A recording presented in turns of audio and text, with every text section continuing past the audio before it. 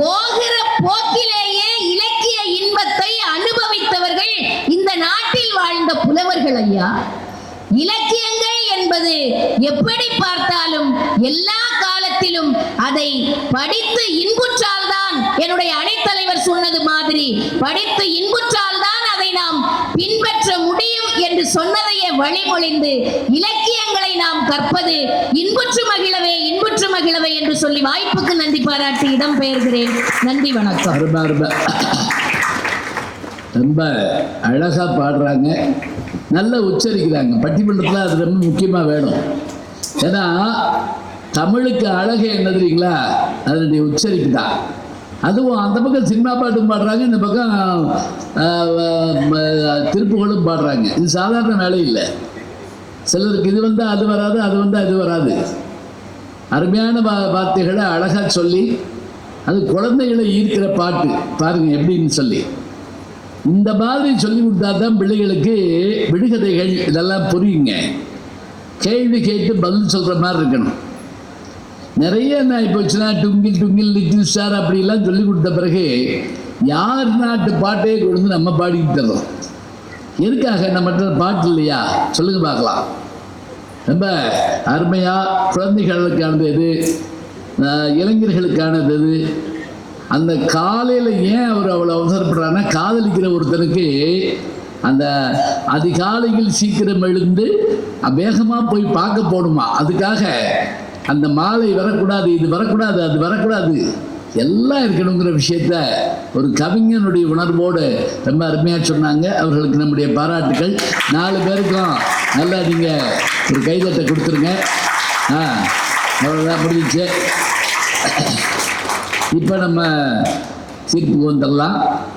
ஒரு சின்ன கிராமத்தில் நான் பேச போயிருந்தப்போ ஒரு 30 வருஷத்துக்கு முதல்ல அப்போல்லாம் இப்படி சேர் போட்டுக்க மாட்டாங்க, கீழே தான் உட்காரணும். இப்போ போடக்கூடாதுன்னு இல்லை, சேர் போடுறது போடாது ஒன்றும் இல்லை, தரையில் உட்காரலாம், எந்திரிக்க முடியாது, அவ்வளோதான். அது இப்படி நிலைமை அப்படியே ஆகிப்போச்சு. முன்னாடி உட்காந்து ஒரு கிளவி வெத்தலைமா கடிச்சிட்டு இருந்துச்சுன்னா இப்படி போய் எனக்கு முன்னாடி. நான் அது பட்டிமன்றம் கேட்குதா இல்லையான்னு தெரியாமல் பார்த்துட்டு பேசிக்கிட்டே இருந்தேன். இந்த 4 பேர் பேசி பிடிக்கவும் அந்த கிளவி என்ன பண்ணிச்சு, அன்னைக்கு வந்து 4 பேர் வேற, இவங்க வேற. அது என்னை ஒத்து பார்த்துக்கிட்டே இருந்தேன். ஆமாம், அவங்களுக்கெல்லாம் நீ மணி அடிச்சு இல்லை, உனக்கு யார் மணி அடிப்பா அப்படின்னு. அது நல்லா கவனிச்சுட்டு இருக்கு பாருங்க. அது கவலை வேற. ஏன்னா நான் பாட்டுக்கு விடிய காலை வரைக்கும் பேசிக்கிட்டே இருந்தேன், என்ன பண்ணுறது. அப்புறம் நான் சொன்னேன்மா, நான் மனசுக்குள்ளே மணி அடிச்சிருவேன், எனக்கு தெரியும். பார்த்துக்கிட்டு இருக்க ஆடியன்ஸுடைய மனநிலை மட்டும் இல்லை, எல்லாருடைய வேலையும் இருக்குது, என்னுடைய வேலை இருக்குது, எல்லாமே இருக்குது, அதனால் நான் பார்த்துக்கிறேம்மா அப்படி சொல்வேன். இப்போ ரொம்ப அழகாக பேசி முடிச்சிருக்கிறாங்க. எங்களுக்கு என்ன பெருமைன்னா, எத்தனையோ அலுவலர்கள் இருந்தாலும் மாவட்ட ஆட்சித்தலைவர் ஐயா அவர்களும் அவர்களோட மற்ற அதிகாரிகளும் நண்பர்களும் எல்லாரும் வந்து இங்கே இருக்கிறது எங்களுக்கு நாங்கள் செஞ்ச ஒரு பெரும் பெயராக நாங்கள் கருதுகிறோம். நாங்கள் ஊராக போய் சொல்லுவோங்க, நாங்கள் பேசுகிறப்ப கலெக்டர் உட்காந்து ரசித்து கைதட்டி கேட்டார் அப்படின்னா அது எங்களுக்கு பெருமை தானே, அதான உண்மை. ஏன்னா எனக்கு தெரிஞ்சு நான் தமிழ்நாட்டுடைய 3 முதல்வர்கள் கையில் நான் விருது வாங்கியிருக்கிறேன். புரட்சித்தலைவர் எம்ஜிஆர் அவர்கள், அதே போல் டாக்டர் கலைஞர் அவர்கள், அம்மா அவர்கள், இவங்க 3 பேருடைய கையில் திருக்கரங்களையும் நான் விருது வாங்கியிருக்கிறேன். அவங்கள பல பேர் என்னுடைய நல்ல நல்ல தமிழை ரசிப்பார்கள். நான் எங்கேருந்து வாங்கியிருப்பேன், அவங்ககிட்ட இருந்து வாங்கியிருப்பேன். அப்படி வாங்கின செய்தியை திருப்பி கொடுக்குறப்ப அவ்வளோ சந்தோஷமாக இருக்கும். ரொம்ப அருமையாக இருந்து கேட்குறவங்களுக்கெல்லாம் எங்களுடைய பாராட்டியும் வாழ்த்தையும் சொல்லி, மழை மட்டும் இன்னைக்கு கொஞ்சம் குறைவாக இருந்துருந்துச்சுன்னா உண்மையிலே கூட்டம் பெருங்கூட்டம் வரும், எங்களுக்கு தெரியும். அதனால் என்ன, இப்போ நேரலையில் போயிட்டுருக்கு, அநேகமாக கேட்டுட்டு இருப்பாங்கன்னு நினைக்கிறேன். 9 மணி ஆச்சுன்னா நேரம் இது சிங்கப்பெண்ணை வந்திருக்கோம், அதையும் பார்த்துக்கிட்டு இருப்பாங்க. அங்கிட்டு பார்த்தாலும் இவருதே, இங்கிட்டு பார்த்தாலும் இவருதே அப்படின்னு. சிங்கத்தை காட்டில் பார்க்கலாம், சர்க்கஸில் பார்க்கலாம், நேர்லையும் பார்க்கலாங்கிற மாதிரி பார்த்துக்கலாம். சரி, இலக்கியங்களை நாம் கற்க வேண்டிய அவசியம் என்ன? நல்லா அழகாக சொன்னாங்க, படித்தல் வேறு கற்றல் வேறுன்னு சொன்னாங்க. இப்போ பேப்பரை படிப்போம்னு சொல்லுவோம், காலையில் வர்ற பேப்பரை படிப்போம்னு சொல்லுவோம், திருக்குறளை கற்போம்னு சொல்லுவோம். ரெண்டுக்குமான வேறுபாடு அதுதான். அப்போ இந்த கற்க வேண்டிய அவசியம் என்ன அப்படின்னா, இன்புற்று மகிழ வேண்டும் என்பதற்காகவா அல்லது பின்பற்றி நடக்க வேண்டும் என்பதற்காகவா? இப்போ முடிக்கிறப்ப இவங்க இன்புற்று மகளத்தான் முடிச்சிருக்கிறாங்க. உண்மையிலேயே நமக்கு புஸ்தகம் படிக்கிற அந்த ஆசை வரணுங்க முதல்ல. இப்பெல்லாம் உண்மையாக ஒரு பயம் வருது. இங்கே எனக்குள்ள புத்தகம் இருக்குது, இங்கே எனக்குள்ள செல்ஃபோன் இருக்குன்னு சொன்னால் என் கண்ணு கூட புத்தகத்தை தாண்டி அலைபேசி திறன்பேசி போயிடுதுங்க. தப்பு, இது தப்புன்னு எனக்கு தெரியுது. ஒரு 5 நிமிஷம் பார்த்துட்டு அப்புறம் அந்த புத்தகத்தை படிப்போம் அப்படின்ட்டு விடிய காலம் 5 மணி வரைக்கும் பார்த்துக்கிட்டு இருக்கேன். கேட்க ஆள் என்னன்னு அர்த்தம்? தப்பு தானே. என்ன தெரியுங்களா, அந்த மாதிரியான ஒரு மாய வலை இப்போ மாட்டிருக்கிறோம். நம்ம அடுத்த தலைமுறைக்கு என்ன செய்ய போகிறோமோ தெரியல. இப்படியெல்லாம் ரேடியோ கேட்டால் அடிப்பாங்க, சினிமா பார்த்தா அடிப்பாங்க. கடையில் போய் என்ன அவங்க பையன் கடையில் டீ குடிக்கிற அளவுக்கு வந்துட்டான் அப்படிமா, டீ தான் குடிச்சாங்க. ஓ அப்படி ஆயிட்டானா? இதெல்லாம் இருந்தது. இன்னைக்கு அதெல்லாம் சொல்ல முடியாது. இன்னைக்கு என்ன நடக்குதுன்னு யாராலையும் கண்டுபிடிக்க முடியல. பெரும்பாலும் பிரிச்சுக்கிறாங்க. அவன் வந்த உடனே அந்த அம்மா சொல்லுது, இந்தா நீ அங்கிட்டு உட்காந்து கேம் சொல்லாடு, நான் இங்கிட்டு உட்காந்து டிவி பார்க்குறேன். அவர் வந்தாருன்னா அவர் உட்காந்து அவர் வந்து இது பார்த்துக்கிட்டு இருப்பாரு. யாரும் இதை பற்றி கவலைப்படுவதில்லை. அதுவும் இதிலிருந்து பல பேர் கையை எடுக்கவே மாட்டேங்கிறாங்க. அன்னைக்கு ஒரு கல்யாண வீட்டில் பார்க்குறேன், அந்த பொண்ணு செல்ஃபி எடுத்துக்கிட்டு இருக்காத மேடையில், மணமேடையில் உட்காந்து. அதெல்லாம் நடக்கும். என் நண்பர் ஒருத்தர் 4 நாளைக்கு முதல்ல செல்லை பார்த்துக்கிட்டே சொல்கிறாரு, நான் பாட்டுக்கு ஏசி வீட்டுக்குள்ளே போயிட்டேன். ஐயோ, அப்புறம் அந்த அம்மா செல்லை பார்த்துக்கிட்டே எனக்கு காப்பி ஓட்டு குடிச்சிட்டு வந்துட்டேன். வேணும்னு கூட போயிட்டான், சொல்ல முடியாது. நல்ல காப்பி கிடைக்குது, நல்ல காப்பி கிடைக்குதுன்னா சில பேர் தெரியாமல் போகிற மாதிரி போய் ஐயோ தெரியாமல் குடிச்சுட்டேனேன்னு குடிச்சு வந்துடுவாங்க. இது கேட்டோம். இப்போ படிக்கிற வேண்டிய ஒரு செய்திக்கு வரணும். பாருங்க, எல்லாமே கண்ணுக்கு தெரிஞ்சிருச்சுன்னா அப்புறம் மூளைக்கு என்னங்க வேலை? நம்ம ஒரு அம்புலி மாம்பா படிக்கிறோம், புத்தகம் படிக்க போகிறப்ப ஒரு காடு அப்படின்னு அதில் போட்டிருந்தா நம்ம மனசுக்குள்ள ஒரு காடு விரியணும். அங்கே ஒரு குகை இருந்தது, கற்பனை பண்ணணும். நெடுநாட்களாக அங்கே ஒரு சிங்கம் வாழ்ந்து வந்தது. தானங்க தெரியணும். எல்லாமே தெரிஞ்சுன்னு வைங்க, அப்புறம் என்ன செய்வீங்க? எனக்கு தெரிஞ்சு பள்ளிக்கூடத்தில் படிக்கிறப்ப ஒரு நாளைக்கு அந்த நூலகத்தில் நம்ம விரும்பின புத்தகத்தை எடுத்துக்கலாம். வியாழக்கிழமை மத்தியானம்னு வச்சுக்கோங்களேன், நாங்கள் போய் வரிசையில் நிற்போங்க. லைப்ரரி அவார்ட்ஸ்னு வச்சுருப்பாங்க. இப்போ லைப்ரரியிலே போய் படிக்கலாம், அது வேறு. அந்த நேரத்தில் அந்த புத்தகத்தை எடுத்துகிட்டு போய் ஒரு வாரம் கழிச்சு கொண்டு கொடுக்கலாம்.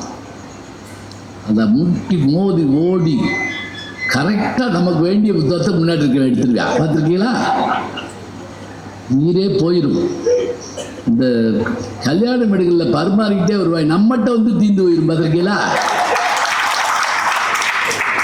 அதில் அந்த பக்கத்தால் சிரிப்பா பாருங்க, ஒரு சிரிப்பு. கொடுத்து வச்சது இப்படித்தான் போகும். அது கூட பரவாயில்ல, அதை சொல்லி வேற நம்மளை அறிமுகப்படுத்திக்கிட்டு இருப்பாங்க. நான் கூட சொல்லலை, அந்த கல்யாண வீட்டில் பாயசம் ஊற்றா போனாங்கன்னு. இவர் தான் இது என்ன எனக்கு இப்போ கிராஜுவேஷன் அது, இதை சொல்லிக்கிட்டு இருப்பாங்க. இப்போ அந்த புத்தகத்தை உடனே ஒரு ஒப்பந்தம், நீ படிச்சுட்டு எனக்கு கொடுக்கணும், என்ன நீ படிச்சுட்டு எனக்கு கொடுக்கணும். சிறுபிள்ளையாக இருக்கிறப்ப நூலகத்துக்கு போகிறப்ப அந்த 8 மணிக்கு இப்போ திறக்கிற நூலகம் 11 மணிக்கு மூடி விடுவாங்க. 3 மணிக்கு திறக்கிற நூலகம் மாலையில் அது மாதிரி 7 மணிக்கு மூடிடுவாங்க. இதுக்குள்ளே நம்ம வேலைகளை முடிச்சுட்டு அங்கே ஓடணும். ஓடி அந்த அம்புலிபாமா புத்தகம் மாதிரி இருக்கக்கூடிய புத்தகத்தை ஒருத்தர் படிச்சுட்டு இருக்கான். வேகமாக போய் அவன்கிட்ட நீ படிச்சுட்டு என்கிட்ட கொடு அப்படின்னு நான் கேட்பேன். உடனே இப்படி திரும்பி பார்த்தான், இங்கே ஒரு 7 பேர் உட்காந்துருப்பாங்க. நான் 8வது ஆளாக உட்காரணும். இவன் படித்து அவன் படித்து இதுக்குள்ளே நான் கடியாரத்தை பார்த்துக்கிட்டே இருப்பேன். இப்படி டிக் டிக் டிக் டிக்னு வந்துகிட்டே இருக்கும். எப்படி இருக்குங்கிறீங்க? என் கைக்கு புத்தகம் வர்றப்ப 10:45 ஆயிருங்க. அவர் நூலகர் டமார் கதை அடைக்கிறாரு. இந்த சத்தம் கேட்கும். இருந்தாலும் என்ன தெரியுமா, அதை பார்த்துட்டு 2:45 திருப்பி ஓடி வந்துடுவேன். ஏன்னா 3 மணிக்கு திறக்கும்ல. அப்போ அந்த புத்தகத்தை கையில் அதை எடுத்த உடனே நமக்கு ஏற்படுற மகிழ்ச்சி. ஏன் நீங்கள் இன்னும் கூட யோசிச்சு பாருங்க, சின்ன பிள்ளையா இருக்கப்ப பள்ளிக்கூடத்தில் புத்தகம் கொடுப்பாங்கல்ல, அந்த புத்தகம் வாங்கின உடனே மோந்து பார்ப்பேன் தெரியுமா, ஒரு ஒரு ஒரு வாசம் இருக்கும். அதனால சில பேர் கேட்பாங்க, புத்தக வாசனை இல்லாத அப்படின்னாடி அப்படின்னா அந்த வாசனை இல்லை, நீ படிக்கலையான்னு அர்த்தம். இந்த மோந்து பார்த்துட்டு அது சந்தோஷமாக பார்த்து, அதில் சில பேர் என்ன செய்வாங்க தெரியுமா, அந்த சயின்ஸ் புத்தகத்துலலாம் இல்லாட்டி இந்த புத்தகத்தில் கடைசியில் பின்னாடி இந்த அறிவியல் அறிஞர்கள் படம் போட்டிருப்பாங்க. அதில் ஏன் கூட ஒருத்தருக்கு என்ன வேலை தெரியுமா, ஒவ்வொருத்தருக்கும் ஒவ்வொரு வேலை பார்த்து வைப்பான்.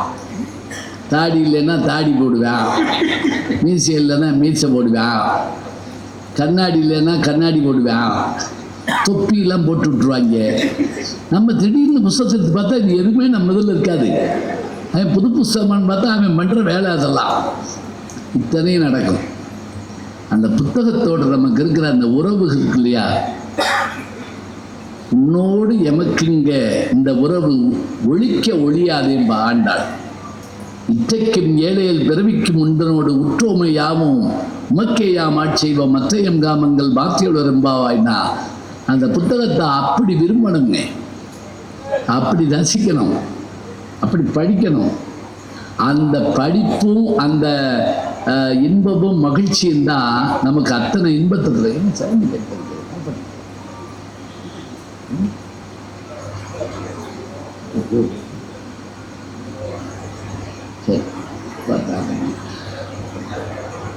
அந்த மகிழ்ச்சி நமக்கு என்ன அப்படின்னு கேட்டிங்கன்னா, அது கிடைக்க முடியாத ஒன்று. அதே போல் பெரிய நாவல்கள்லாம் வாங்குறப்ப நான் சொல்கிறேன், அது முடிஞ்சு போயிருப்போன்னு பயந்துக்கிட்டே இருப்பேங்க. அது கடைசி பக்கம் வர்றப்ப கண் கலங்கி போகும் சில நேரங்களில். அதுக்காக நான் கொடுத்துட மாட்டேன், வச்சுருப்பேன். அதை நம்ம வச்சுருக்கிறத பாதுகாப்புங்கிற மாதிரி ஒரு சந்தோஷம்.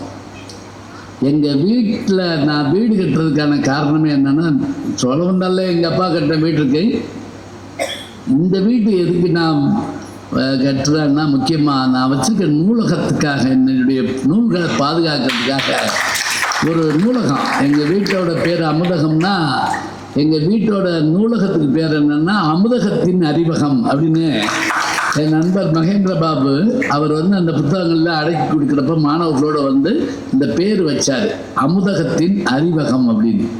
இன்னைக்கு யார் வேணாலும் அந்த நூல்களை படிக்கலாம் அப்படின்னு நான் சொல்லுவேன். என்னுடைய ஆய்வு மாணவர்கள்லாம் வருவாங்க. அப்போ புத்தகத்தை படிக்கிற போது இன்னொன்று ஞாபகம் வச்சுங்க, சில மர்ம கதையில் கடைசி பக்கம் கிழிஞ்சு போயிருங்க. இன்னைக்கு வரைக்கும் அந்த கொலையை பண்ணவன் யாருன்னு எனக்கு தெரியாதுங்க. இன்னமும் நான் கண்டுபிடிக்கலை, இப்போ யாராக இருப்பான், யாராக இருப்பான்னு. அதை படித்தவங்களும் கொள்ள பேர் இருக்க மாட்டாங்க. யார்கிட்ட போய் கேட்பீங்க? அது ரீப்ரிண்ட் ஆனாலும் சில சமயம் போட மாட்டான். இப்போ இந்த மர்மம், இந்த நகைச்சுவைகள் இதெல்லாம் கிடைக்குமா?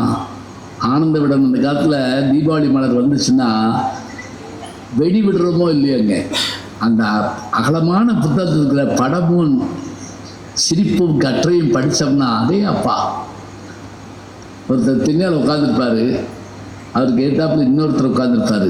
அவர் வெளியிலேருந்து பேச வந்தவர். சின்ன பையன் ஒருத்தர் ஒரு வாண்டு அப்பாட்ட கொண்டு வந்து இப்படி காட்டுவான். பெரும்பாலும் ஹோம் ஒர்க் பண்ணி அப்பாட்ட காட்டுவாங்க, அதை காட்டுவான். அதில் என்ன போட்டிருக்கு தெரியுமா? காப்பிக்கு பால் ஒரு ஆளுக்கு தான் இருக்கான், அவனை அப்படியே சொல்லுவியா அப்படின்னு போட்டுக்கணும். இது அப்பாவுக்கு பத்திரம் காப்பிச்சுட்டு அவன் போயிடுவா. அப்படி பாரு அவர் கேட்பார், என்ன பையன் வீட்டு கிடக்கு காட்டுறான் எப்படி இருக்கும் பாருங்க. இது 1952 நான் பிறக்கிறதுக்கு 3 வருஷத்துக்கு முதல்ல வந்த நகைச்சுவையை நான் சொல்கிறேன், நீங்கள் கிழிக்கிறீங்க. இதுதானங்க சந்தோஷம். இன்புற்று மகிழ்தல்னா என்ன? நான் படித்ததை உங்கள்கிட்ட சொல்கிற போது அந்த அனுபவம் உங்களுக்கு வரணும்ல. முதல் நாவல் தமிழில் எழுதுறீங்களா? சொல்லுங்க பார்க்கலாம். நிறைய புத்தகம் வாங்கிட்டோம். ஒருத்தர் தம்பிரான் வணக்கம் இல்லை, அச்சானது நீங்கள் சொல்கிறது தம்பிரான் வணக்கம். நீங்களும் புத்தகம் வாங்கிக்கங்க. சரி, தம்பிரான் வணக்கம் அச்சானது சொல்லுங்க. பிரதாப் முதலியார் சரித்திரம். அருமையான புத்தகம் இருக்கு, வாங்கிக்கலாம். அவர் எழுதினவர் பேர் தெரியுமா? எழுதினவர் பேரு மாயூரம் முன்சிப் வேதநாயகம் பிள்ளை. இப்ப இசையமைப்பாளர் கதாநாயகன் நடிக்கிற விஜய் ஆண்டனி இருக்கார் இல்லையா, அவருடைய கொள்ளு தாத்தா யாரு? பிரதாப் முதலியார். இதை நான் என்னுடைய நண்பர் கமலஹாசன் சொல்லி ஒரு இடத்துல விஜய் ஆண்டனிக்கு கை கொடுத்துட்டு கமல் சொல்றாரு, இந்த தாத்தா பேர் தெரியுமா? கொள்ளு தாத்தா பேரு அவர் தான் பிரதாப் முதலியார் சரித்திரத்தை எழுதுனா மாயூரம் முன்சிப் வேதநாயகம் பிள்ளை. அப்படியே ஆடி போனார் அவர். இவர் இசையமைப்பாளர், ஞாபகம். நாக்கு முக்கு பாட்டு இருக்குல்ல, அந்த இசையமைச்சது இவர் தான் சொன்னா அந்த பாரம்பரிய ரத்தம் இருக்குது. என்ன முக்கியமா இல்ல, முதல் நாவல் மட்டும் இல்லைங்க, முதல் உரைநடை எது தெரியுமா? முதல் உரைநடை தமிழ்ல. நம்ம சிலப்பதிகாரம், இறையனார், அகப்பொருள் உரை அதெல்லாம் இருக்கட்டுங்க. தமிழ்ல முதல்ல முழுமையாக வந்த ஒரு உரைநடை எதுன்னு கேட்டீங்கன்னா, அது சொல்லியாச்சு, அது இல்லையே, அது நாவல். உரைநடை எதுன்னு கேட்டீங்கன்னா ஒரு குழு கொடுக்குற வீரமாமுனிவர் எழுதுனது. அபிவிவேகி என்னும் பரமார்த்த குரு கதை. சரியா சொல்றீங்க, பரமார்த்த குரு கதை. அந்த பரமார்த்த குரு கதை மாதிரி நகைச்சுவையா எதுன்னு சொல்ல முடியாது. சீடங்களும் முட்டாளு, குருவும் முட்டாளு. எப்படி விளக்கும் பாருங்க. குதிரையில போனார் குரு ஒரு நாள், கூட போனாங்க 7 பேரும். அவர் தலையில கட்டிருந்த உருமா கொப்பல் தட்டி கீழே விழுந்துருச்சு. கொஞ்ச தூரம் போன பிறகு கேட்டாரு, அந்த தலையில கட்டுற அந்த முண்டா செங்கடாடினாரு. தலையில கட்டுவீங்களா அதான்னு கேட்டா ஒருத்தன். ஆமா. நீட்டமா இருக்குமே அதான். ஆமா. பட்டில் செஞ்சிருக்குமே. ஆமாடா. எங்கடா? 3 மைலுக்கு அங்கிட்டு கிடக்குது. ஏண்டா எடுக்கலைன்னாரு. எடுக்க சொன்னீங்களான்னு கேட்டான். இனிமே எது கீழே விழுந்தாலும் எடுனாரு. கொஞ்ச நேரத்தில் குதிரை சாணம் போட்டது ஒருத்தர் மடியில் கட்டிட்டு வந்துட்டான். இதேண்டா எடுத்தேன்னாரு. எடுக்கக்கூடாதுன்னு சொன்னீங்களா? என்ன செய்யறது? எது விழுந்தா எடுக்கலாம், எது விழுந்தா எடுக்கக்கூடாது, பட்டியல் கொடுங்க. உடனே அவர் சொன்னார், இது விழுந்தா எடு, இது விழுந்தா எடுக்காத, இது விழுந்தா எடு, இது விழுந்தா எடுக்காது. எல்லாம் கையில் வச்சுக்கிட்டாங்க. குதிரை மலை மேலே போய் ஒரு கல் தடுக்கி அங்கிருந்து ஒரு பள்ளத்தில் விழுந்து, குருநாதர் முதல்ல விழுந்து, குதிரை அவர் மேலே விழுந்து தூக்குன்னு கத்துறாரு. எடுக்க வேண்டிய பொருளில் பார்க்குறாங்க, அவர் பேரை காணோம், போயிட்டாங்க. இதுதான் அந்த கதை ஆரம்பிக்கும். பிரதாப் முதலியார் சரித்திரம் சாதாரணம் இல்லை. அதில் வரக்கூடிய ஞானாம்பாள், ஞாபகம் வச்சுக்கங்க, பெண்களுக்கு தான் முதல் உரிமை என்பதை போல பெண்மதி மாலை என்கின்ற ஒரு நூலை எழுதியவர் அவர் தாங்க. தமிழில் ஆங்கில சட்டங்களில் தமிழில் மொழிபெயர்த்து வந்த முதல் நீதிபதியும் அவர் தான். ஞாபகம் வச்சுக்கோங்க. அவருடைய அந்த நாவலில் எப்படி தெரியுமா இருக்கு ஜோக்கு? இன்னைக்கு சொன்னால் கூட ஜோக்கு நல்லா இருக்கு, சிரிக்கலாங்க. அந்த கதாநாயகி அறிவாளி, கதாநாயகன் பிரதாப் முதலியார் கொஞ்சம் மக்கு. அவன் போய் தன்னுடைய அத்தை மகதாவை அவட்ட போய் கேட்பாப்புல, தமிழில் உயிரெழுத்து எத்தனை அப்படின்னு கேட்பாப்புல. உடனே அவன் கரெக்டாக சொல்லுவா, 12 அப்படின்பா. உயிரெழுத்து 12. தலையில் அடிச்சுக்கிடுவான். 50ன்னு சொன்னதுக்கே அந்த தமிழ் வாத்தியா நீ அடிச்சான். நீ 12ன்னு சொல்ற, உன்னை கொல்ல போறேன். அதில் ஒருத்தர் இப்போ எடுத்து கேட்பான், டேய் நான் கண்ணை மூடிக்கிட்டு செய்கிறத நீ கண்ணை திறந்துக்கிட்டு செய்வியா அப்படின்னு கேட்பான். இது ஈஸியாச்சே, அது கண்ணை மூடிக்கிட்டு செய்கிறான், அதை நம்ம கண்ணை திறந்துட்டு செய்யலாமே அப்படி பார்ப்பல. அவன் உடனே எப்படி வச்சுக்கிட்டு கண்ணை மூடிக்கிட்டு மண்ணள்ளி போடுவான். இப்போ போட்டு பார்ப்போம். இது பூரா அதில் வருங்க. ஜோக்குன்னா ஜோக்கு அப்படியே வரிசையாக வரும். அந்த புத்தகம் முழுவதும் 1000 பழமொழிகள் இருக்குது, பழமொழிகள் இருக்குது, கதை இருக்குது, கவிதை இருக்குது. இதை நான் படித்து எத்தனையோ வருஷம் ஆச்சு. இப்போ பார்த்தாலும் படித்தாலும் சந்தோஷப்படுவேன் நான். இதுதான் இந்த உயிர் இன்புறுதல் அப்படிங்கிற ஒரு சந்தோஷம். வேற என்ன? இப்போ சிலது சாப்பிட்டா நாக்கு ருசியாக இருக்கும், வயிறு நிறையா இருக்கும், மனசு நிறையா இருக்கணும்னா என்ன வேணும் சொல்லுங்க பார்க்கலாம். ஒரு செய்தி நம்மளை அப்படியே ஒரு கலக்கணும். அப்போ தான் நம்ம என்ன செய்வோம்? இன்புற்று மகிழ்வோம். வெறும் நகைச்சுவை மட்டும் இல்லைங்க, அதில் சொல்லக்கூடிய நன்னறிகள் கூட என்ன செய்யும், நம்ம அப்படியே வழி நடத்தும். அதுதானே நமக்கு வேணும். மரியாதைராமன் கதைகள்னு அந்த காலத்தில் உண்டு தெரியுமா உங்களுக்கு? தெனாலிராமன் கதைகள் உண்டு தெரியுமா? அதே போல பீர்பால் கதைகள், அதே போல அப்பாஜி கதைகள், இது எல்லாமே இந்த கதைகள் விக்ரமாதித்தன், பட்டி விக்ரமாதித்தன் கதைகள் கேட்க கேட்க ஆச்சரியமாக இருக்கும். அந்த கதையில் சொல்லக்கூடிய ஒவ்வொரு செய்திக்கும் பின்னாடி ஒரு தத்துவமும் கருத்தும் இருக்குங்க. விக்ரமாதித்தன் நிறைய கல்யாணம் பண்ணுவான். ஒவ்வொரு கல்யாணத்தையும் வீரத்திலையும் விவேகத்திலையும் சிறந்த பெண்களாக கல்யாணம் பண்ணுவான். ஒரு பெண்ணு எல்லா போட்டிலையும் இவனை கலந்துக்கிற வைப்பா, ஜெயிச்சிருவான். கடைசியாக ஒரு போட்டி வைப்பா, இந்த பார் நான் வச்ச போட்டியில் பூரா ஜெயிச்சிட்டேன், இப்போ ஒரே ஒரு போட்டி, நான் என் தோழிமாரோடு வருவேன், 1000 பேர் என் தோழிமார், கையில் விளக்கேந்தி வருவேன்.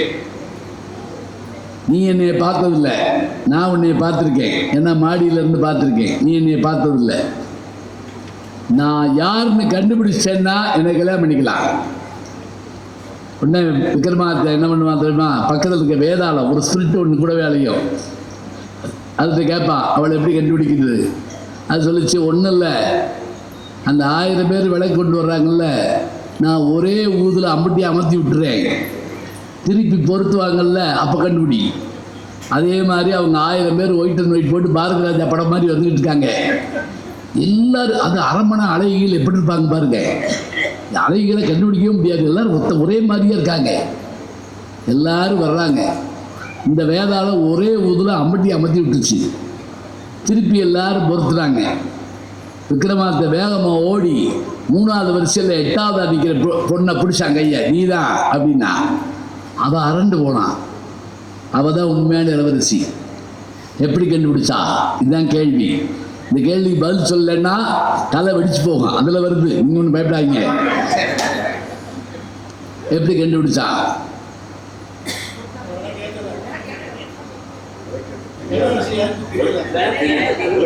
விளக்கேற்ற தெரியல ஒன்று. அந்த அம்மா சொல்கிறாங்க, என்னம்மா? அந்த சொல்கிறாங்க பாருங்க, அருமையான விஷயம்மா. அதாவது வழக்கமாக நம்ம விளக்கேற்றிட்டு அந்த திரியை நசுக்கி விட்டு செய்கிற வேலை என்னன்னா, தலையில் தடவிடுவோம். 999 பேரும் தலையில் தடவினா இளவரசி மட்டும் நின்றுட்டு இருந்தா, அவருடைய வளர்ப்பு காரணமாக இவள் மட்டுமே இளவரசியாக இருப்பாள் என்பதை அவன் கண்டுபிடிச்சா. மற்ற சில பேர் வீட்டில் என்னதான் கொடுத்தாலும் அதை எங்கேயாவது செவத்தில் தேய்க்கலைன்னா உயிர் போயிடும். பொங்கலை வாங்கி திண்டு தூணில் தடவில்லைன்னா சில பேர் செத்தியாக போயிடுவாங்க. அதே மாதிரி 1000 கரிசி கொடுத்தாலும் வேட்டி எடுத்து சிந்திட்டு இருந்தா தான். ஐயோ, அதில் சில வீடுகளில் இந்த ஸ்க்ரீன் இருக்கு பாருங்க, அதை டேபிள்லாம் துடைப்பாங்க. அதை பல பேர் சாப்பிட்டு அதில் வாயை தொடச்சிட்டு அவன் பாட்டுக்கு போயிட்டே இருக்கான். அதாவது அந்த பெண்மணி அவன் எப்படி கண்டுபிடிச்சான்? அவள் விளக்கு பொருத்துறதுக்கு தயாராக இருக்கிறது மட்டும் இல்லை, அந்த திரியை நசுக்கி விட்டுட்டு அதை கையில் தேடுறா. எப்போவுமே அதை துடைக்கிறதுக்கு ஒரு, இப்போ டாக்டர்ஸ்க்கு தெரியும், டக்குன்னு திரும்பி பார்ப்பாங்க, கையில் ஒரு துடைக்கிறதுக்கு கொடுப்பாங்க. இதை நம்மளை கொஞ்ச நேரம் சிந்திக்க வச்சு, சிரிக்க வச்சு, பார்க்க வச்சு, யோசிக்க வச்சா அந்த புத்தகத்தை மறப்போமா? சொல்லுங்க பார்க்கலாம். எப்படி மறக்க முடியும் சொல்லுங்க? ஒவ்வொரு செய்தியும் படிக்கிறப்ப இப்போ நான் அந்த அப்போதான் ஒரு விடுகதை மாதிரி சொல்லிட்டு விட்டேன். என்னன்னா, அரவிந்தவல் 80 days கதையில் சொல்லிட்டு விட்டுட்டேன். அது என்ன தெரியுங்களா? 80 நாளில் கரெக்டாக சுற்றி வரலன்னா அந்த கதாநாயகன் தன்னுடைய சொத்து முழுவதும் இழந்துருவாங்க. ரயில் இருக்கிற காலம், விமானம் கண்டுபிடிக்கிறதுக்கு முன்னாடி தரை வழியாக ரயிலிலும், யானையிலும், குதிரையிலும், தண்ணீர் வழியாக கப்பலிலும் பயணப்பட்டு 80வது நாள் சாயங்காலம் 6 மணிக்கு அவன் சேரணுங்க. 6:01 வருவாங்க. அவளெல்லாம் முடிவு வச்சு தோத்துட்டான். அப்படியே வீட்டுக்குள்ளே போய் உட்கார்ந்துருப்பான். அவனை நம்பி வந்த பொண்ணும், இந்திய பெண்ணு அப்படியே இருப்பா. அன்னைக்கு பூரா எங்கேயும் வெளியே போக மாட்டாங்க. காலையாகும், மத்தியானம் ஆகும், சாயங்காலம் ஆகும், சாயங்காலம் 5:45 தள்ளிருக்கே அவங்க வேலைக்காரி ஓடியாருவான். இல்லை இல்லை நேரம் இருக்குன்னு ஓடியாருவான். இந்த கதை எழுதப்பட்ட காலம் 1856. இப்போ நான் பயணப்படுறப்ப கண்டுபிடிச்ச விஷயம், அவன் சொன்ன விஷயம் தான். என்ன தெரியுமா? மேற்கு நோக்கி பயணப்படுற போது ஒரு நாள் முன்னாடியே நம்ம போய் சேர்ந்துருவோம். ஞாபகம் வச்சுக்கோங்க, ஒரு நாள் முன்னாடியே போய் சேர்ந்துருவோம். இவங்க கணக்குப்படி என்ன பண்ணிட்டான், 79வது நாளே வந்துட்டாங்க. ஆனால் இவன் கணக்கை தப்பாக போட்டு போயிட்டான். மேற்கு நோக்கி பயணப்படுற போது ஒரு நாள் முன்னாடி கிடைக்கும். நான் ஹாங்காங் போயிருந்தப்ப 18 மணி நேரம் லேட்டு அமெரிக்காவுக்கு போகிற விமானம். நான் மறுநாள் போய் பட்டிமன்றத்தை கலந்துக்கிறேன். எல்லாரும் போயிட்டாங்க, நான் மட்டும் போகலை. மலேசியாவிலேருந்து ஹாங்காங் போயிட்டேன். விமானம் போய் எல்லாரும் டிக்கெட் வாங்க நான் போய் பார்க்குறேன். 18 மணி நேரம் லைட்டு போய் உட்காந்துட்டாங்க. எனக்கு என்ன செய்யுதுன்னே தெரியல. அப்புறம் அந்த விமான பணிப்பெண் சொன்னாங்க, உங்களுடைய இது டைம் என்ன, ஷெட்யூல் என்னன்னு கேட்டாங்க. இப்படி நான் வந்து இத்தனாம் தேதி நான் அங்கே போய் நான் இருக்கணும் அப்படின்னு சொன்னேன். அவங்க சொன்ன ஒரு வார்த்தை தெரியுமா? கவலையே படாதீங்க, நாளைக்கு நீங்கள் காலையில் ஏறினாலும் நாளைக்கு சாயங்காலங்கிற அந்த நேரப்படி அதே தேதியில் நீங்கள் மத்தியானம் போய் அங்கே சேர்ந்துருவீங்க. ஒரு நாள் உங்களுக்கு லாபம் காத்திருப்பதனால. இதை நான் அப்போ படித்தது எனக்கு புரியலைங்க, இப்போ படித்து நான் தெரிஞ்சுக்கிட்டேன். நான் பயணப்பட்டால், நான் படித்ததை தெரிந்து கொள்ள வேண்டும் என்று விருப்பப்பட்டால் என்னுடைய பயணம் இனிமையாக நிறையும். அப்போ நினச்சி பாருங்க, ஒரு புத்தகத்தை படிக்கிற போது நமக்கு கிடைக்கின்ற இன்பமானது உலகத்தையே தந்தாலும் ஈடாகாது என்கின்ற அளவுக்கு இருக்கிறது என்று சொன்னால், நாம் இலக்கியங்களை கற்பது இன்புற்று மகளத்தான் என்று முடிக்கலை. இருங்க ஒரு 5 நிமிஷம், ஒரு 5 நிமிஷம் தான். இந்த உங்களுக்கு முடிச்சிடல, முன் கவலைப்படாதீங்க. 2 பேரும் பின்பற்றி வாழ ஏன்னு அதை சொல்லிடுறேன். அப்புறம் நம்ம போயிடலாம். ஐயா இருந்துச்சிட்டாரு, என்னங்க உட்காருங்க. சும்மா கொஞ்ச நேரம் நின்று பார்த்துருப்பாரு, அவ்வளோதான். அது நல்லது தான். இப்போ என் செல்ஃபோன் இருக்கு பாருங்க, அது அடிக்கடி என்கிட்ட பேசும். இப்போ நீ நிற்கணும், இப்போ நீ தூங்கணும், இப்போ கொஞ்ச நேரம் நட, அதெல்லாம் சொல்லிக்கிட்டு இருக்கு. பலார் நிற்கலாம் போல இருக்கு எனக்கு. அது சொன்ன மட்டும் கேட்க முடியாதனால அலாரம்லாம் அடிக்கும். இந்த நேரம் நீ சாப்பிடணும்னு சொல்லும். வீட்டுக்காரமாக கூட இப்படி சொன்னதில்லை, அது கரெக்டாக சொல்லும். சரி, இப்போ இன்புற்று மகளங்கிற விஷயத்தில் என்ன அப்படின்னு பார்த்தீங்கன்னா, இவங்க சொன்ன விஷயத்தெல்லாம் நம்ம இன்புற்று மகளால் சொல்லி முடிச்சிட்டோம். பின்பற்றி வாழ அப்படின்னு எதுக்காக அப்படின்னு பார்த்தா, ஒரு இலக்கியத்தை படிச்சுட்டு சந்தோஷம் மாத்திரம் பட்டுட்டு போயிட்டோம்னு வச்சுக்கோங்களேன், அப்புறம் என்னங்க வாழ்க்கை இருக்கு சொல்லுங்க பார்க்கலாம். நாம் நல்லவனாக இருந்து படிப்பது ஒன்று, சும்மா படிச்சுட்டு அர்த்தம் தெரியாமல் வாழ்றதுங்கிறது ஒன்று. ஒரு மரத்து நிறையா கிளிகள் இருந்ததுங்க. அந்த மரம் நிறைய கிளிகள், பச்சை கிளிகள் இருந்திருக்கு. அப்போ அங்கே வந்த ஒரு முனிவர் அதை பார்த்தார். ரொம்ப அழகாக இருந்தது கிளிகள். அந்த கிளிகள்கிட்ட அவர் சொன்னார், நீங்கள் நல்லா அழகாக இருக்கீங்க, நீங்கள் எப்பவும் இப்படியே இருக்கணும். ஆனால் ஞாபகம் வச்சுக்கோங்க, இப்படியே நீங்கள் இருக்க முடியாது. நீங்கள் என்ன செய்யணும் தெரியுமா? உங்களுக்கு ஒரு மந்திரம் கற்றுத்தர்றேன். அது என்ன? வேடன் வருவான், வலையை விரிப்பான், இரையை தூவான், நம்மை பிடித்து கொள்வான், தப்பிக்க வேண்டும். இந்த 4 வார்த்தையை ஞாபகம் வச்சுக்கோங்க, வாழ்நாள்லாம் நல்லா இருக்கலாம். முனிவர் சொல்லிட்டாரு. கிளிகள் பூரா மனப்பாடம் பண்ணிடுச்சு. மனப்பாடம் பண்ணி வச்சுக்கிட்டு வாழ்ந்துக்கிட்டு வர்றப்போ ஒரு நாள் ஒரு வேடன் வந்தான். கிளிகள் பூரா ஆரம்பிச்சுங்க. வேடன் வருவான், பயந்துட்டான். வலையை விரிப்பான், பயந்துட்டான்.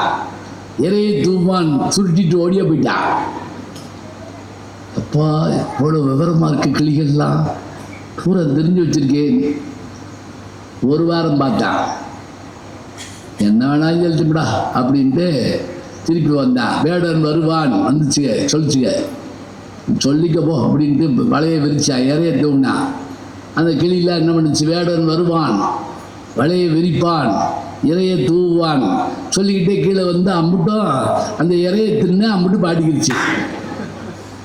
அவன் அப்படியும் சுற்றிட்டு தோளில் போட்டுட்டு போகிறான். அப்போவும் வேடன் வருவான், வலையை விரிப்பான், தெரியுதா? சும்மா படித்து என்ன செய்ய? சொல்லிய பாட்டின் பொருள் உணர்ந்து சொல்லுவார். அதனுடைய அர்த்தம் தெரியாமல் போய்விட்டால் அந்த கிளிகளுடைய வாழ்க்கை மாதிரி ஆகி போயிடாதா? எது போல இருக்க வேண்டும் என்று நாம் நினைக்கிறோமோ அதுபோல இருப்பதற்காக நம்முடைய வாழ்க்கையை நாம் அமைத்துக் கொள்ள வேண்டும். எண்ணிய எண்ணியாங்கு எய்துவர், எண்ணியர் திண்ணியராகப் பெறின். எதுவாக வேண்டும் என்று நீங்கள் நினைக்கிறீர்களோ அதுவாக உங்களால் மாற முடியும்னு யார் சொல்றா? வள்ளுவர் சொல்றார். ஒரு மாணவன் கேட்டான் ஆசிரியர்கிட்ட, பறவைகளுக்கு இது இறக்கைகள் இருப்பதை போல பசுமாடுகளுக்கு ஏன் இறக்கைகள் இல்லைன்னு கேட்டான். காமதேனுன்னு ஒன்று கண்டுபிடிச்சிருப்போம், அந்த பசுமாட்டுக்கு இறக்கை இருக்கும், அதுதான் கற்பனை. பசுமாடுகளுக்கு ஏன் இறக்கைகள் இல்லை? அதுக்கு அந்த ஆசிரியர் சொன்னாரு, புல் தரையில் இருப்பதால் பசுமாடுகளுக்கு இறக்கைகள் இல்லை. ஒருவேளை புல் ஆகாயத்தில் இருந்தால் இந்த பசுக்களுக்கும் இறக்கைகள் முளைத்திருக்கும். தேவை இருந்தால் அதற்குரிய உறுப்பு தானே வளர்ந்துவிடும். அது இல்லாவிட்டால் அந்த உறுப்பு தானே பயனற்று போய்விடும். ஞாபகம் வச்சுக்கோங்க, காது வெளிப்பக்கம் இருக்கிற வரைக்கும் தான் நமக்கு பெருமை. இதுக்குள்ளே என்னத்தையாவது மாட்டி, இது மேலே என்னத்தையாவது மாட்டி, இதை என்னமா செஞ்சு செஞ்சு வச்சோம்னு வச்சுக்கோங்க, அப்புறம் எது மாட்டாலும் பேசாமல் தான் உட்காந்துருப்போம். இந்த சில பேர் சொல்கிறாங்க, இடியே விழுந்தாலும் என்ன புகையுதுன்னு கேட்பாங்க. நான் சில பேர் வெடி விட்டாலும் சரி இடி விட்டாலும் சரி ஒன்றும் தெரியாது. அந்தந்த உறுப்புகளுடைய பயன்பாடு போல வாழ்க்கையில் எதையாவது நம்ம பின்பற்றி நடந்தால் தாங்க நம்ம வாழ்க்கையினுடைய உண்மையை முன்னேற முடியும். ஒரு தத்துவத்தை கடைப்பிடிக்கிற ஒருத்தன் பொய் பேச மாட்டேன்னு சொன்னான். ஹரிச்சந்திரன் இவர் சொன்ன கதையில் இந்தியாவுடைய முதல் திரைப்படமே ஹரிச்சந்திரா தான். தெரியுமா உங்களுக்கு? ராஜா ஹரிச்சந்திரா, தாதா சாஹேப் பால்கேன்னு விருது கொடுக்குறாங்களே, அவர் எடுத்த படம் ராஜா ஹரிச்சந்திரா. பொய் சொல்ல மாட்டேன், நாங்கள் சொல்ல வைப்பேன்னு வந்தார் விஸ்வாமித்திரர். சொல்ல வைக்கிறதுக்கா அவனை பாடாப்படுத்தினார். நாட்டை இழந்தார், எல்லாத்தையும் இழந்தான். அந்த மன்னன் கொடுத்த படத்தை இல்லைன்னு சொல்லு, நான் உங்களுக்கு திருப்பி தர்றேன். இல்லை, நாடு போச்சு, அடிமையானா, மனைவி போனா, மகன் போனா, எல்லாம் போச்சுங்க. அந்த நேரத்தில் அவனுக்கு கிடைத்த வேலை என்ன தெரியுமா? அந்த சுடுகாட்டில் சென்று பிடமரிக்கிற வேலை கிடைக்குது. வேலையை கேவலம்னு சொல்லலைங்க, அவன் எந்த வேலை பார்த்தாலும் அதை பற்றி கவலைப்படலை. அவன் என்ன சொல்கிறான் தெரியுமா? ஏ காளி, நீ என் கனவில் அடிக்கடி தோன்றுவாய், தோன்றுகிற போதெல்லாம் என்னிடத்தில் பேசுவாய். நீ ஒரு தடவையாவது சொன்னேன், அடி பாவி, செங்கோலை பிடித்த இந்த கை பிணமிருக்கும் தோளை பிடிக்கப் போகிறது என்று நீ ஒரு தடவையாவது சொன்னாயா? நான் செய்தது என்ன தப்பு? நான் உண்மையை தவிர ஒன்றும் சொல்லவில்லையே. கேட்குறப்பயே நமக்கு கண்ணு கலங்கி போகுங்க. கடைசியில் அவன் மனைவியே மகன் பிணத்தை கொண்டு வர்றாங்க, பாம்பு கடிச்ச லோகிதாசனுடைய பிணத்தை. அவங்கிட்டையும் அந்த கால் காசும் வாக்கரிசிக்குரிய பணமும் வாக்கரிசி வேணும்னு கேட்குறான்னு சொன்னால் அவள் கண்ணீர் விட்டுட்டு, எனக்கு அது கொடுக்கக்கூட வழி இல்லையே. அப்போ அவள் கேட்குறான், உன் கழுத்தில் இருக்க தாலியை எடுத்து கொடுக்க வேண்டியது. ஐயோ, என் கழுத்தில் இருக்க தாலி என் கணவன் ஒருவனை தவிர தெரியாதே, நீ யாருன்னு கேட்குறா. அப்போ தான் அவன் ஹரிச்சந்திரன் தெரியுதுங்க. அப்படி அவள் வெட்ட போகிற சூழலில் அதுக்குள்ளே என்ன செஞ்சாங்க தெரியுமா? இளவரசனை கொண்டு விட்டான்னு சொல்லி அவன் தலையை வெட்டுன்னு சொல்லி வெங்கையிலேயே அறுவாடை கொடுக்குறாங்க. அது வரைக்கும் உச்ச வரைக்கும் போகுதுங்க.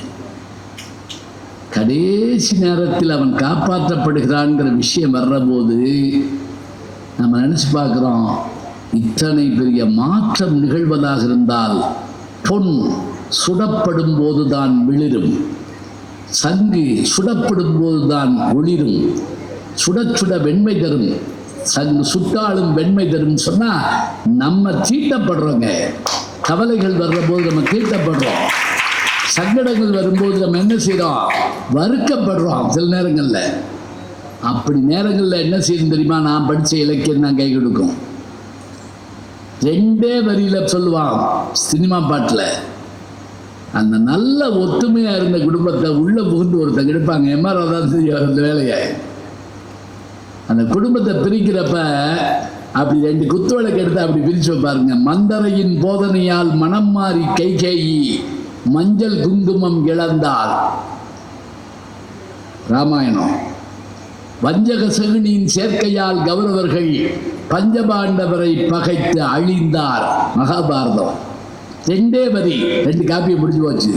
சிந்தனையில் இவையேனும் சிறிதேனும் கொள்ளாமல் மந்த மனிதராய் வாழுகின்றார். ஒற்றுமையாய் வாழ்வதாலே விளையும் நன்மையே, வேற்றுமையை வளர்ப்பதாலே விளையும் தீமையேன்னு பாகப்பிரிவினைங்கிற படத்தை பார்த்துட்டு படம் பார்த்துக்கிட்டு இருக்கவே கதறிடுவோங்க. எத்தனை குடும்பங்கள் அந்த படம் பார்த்துட்டு பிரிஞ்சு போன குடும்பங்கள் ஒன்னாச்சு தெரியுமா? அதுதானே படம், அதுதானே கதை. பேசுகிற பேச்சை கேட்டுட்டு இந்த பேச்சின் மூலமாக நான் இப்படி இருக்கணும், இப்படிப்பட்ட வாழ்க்கை வரணும், வந்தால் தான் நல்லது, அதுதானே யோசிக்கிறோம். இது சாதாரணமாக கிடைக்குமா? நினச்சி பாருங்க. வாழ்க்கையில் நாம் எதை பின்பற்ற வேண்டும்? திருவள்ளுவர் சொல்லிட்டார், கற்க. இவர் சொன்னார்ல, அது மாதிரி கசடர கற்க மட்டுமில்லை, கற்பவை கற்கன்னார். தேவையில்லாதா படிச்சுட்டு இது என்ன லாபம் இது அப்படி கேட்காத. நீ தேர்வு செய். உனக்கு தேவை எது என்பதை நீ தேர்வு செய். தேர்வு செய்வது மட்டுமில்ல, நீ உன்னுடைய உடம்புக்கு உணவு கொடுப்பது போல உன்னுடைய உயிருக்கு ஒரு உணவு கொடு. அந்த உயிருக்கு நீ கொடுக்கும் உணவு தான் புகழ். அந்த புகழை கொடுப்பதன் மூலமாக நீ பெற வேண்டும். ஈதல் இசைபட வாழ்தல் அதுவல்லது ஊதியமில்லை உயிர்க்கு. நாங்கள் அந்த ஆளு உன் உயிருக்கு ஏதாவது கொடுக்கணும்னா நீ என்ன கொடுக்க போகிற? எல்ஐசி பாலிசியாக எடுத்துருக்கேன்னு சொல்கிறது இல்லை. உயிருக்கு நீ தர வேண்டியது இதுதான். சரி, படித்தபடி வாழ்ந்தால் அதனால் பயனுண்டா? நான் பல மேடைகளில் சொல்கிறதா இருந்தாலும் திரும்ப சொல்கிறேங்க. ஜிடி நாயுடுடைய கதை நீங்கள் அவருடைய வரலாறு கேள்விப்பட்டிருப்பீங்க. படமாக கூட வரப்போதுங்கிறாங்க. பயோபிக் படம் வருது. என்ன தெரியுமா? அவர் கோயம்புத்தூரில் பிறந்த விவசாயி. எல்லா சயின்ஸையும் தன்னுடைய அறிவை ஏற்றிக்கிட்டு அதை புதுசாக உண்டாக்கி காமிச்சார். அவர் அமெரிக்காவுக்கு போனார், சுவிட்சர்லாந்து போனார், தன் சொந்த காசுலேயே போயிட்டு வந்தார். அப்போ விமானம் கண்டுபிடிக்கலை. 1903 தான் விமானம் கண்டுபிடிக்கப்பட்டது. எப்படி கரெக்டாக சொல்கிறேங்கிறீங்களா? 2003 நான் அங்கே அமெரிக்காவுக்கு போயிருந்தப்ப 100ஆண்டு விழா நடந்துச்சு. ரீகன் அப்போ வந்திருந்தார். நான் அந்த கூட்டத்தில் உட்காந்துருந்தேன். எனக்கு ஞாபகம் இருக்குது. சரி கேட்டோம். 1903 தான் கண்டுபிடிக்கிறாங்க. இந்த ஜிடி நாயுடு 1900 முன்னாடியே போகிறாரு. கப்பலில் போகிறாரு. போயிட்டு திரும்பி வர்றப்ப ஒரு பயங்கரம் நடந்தது. என்ன தெரியுமா?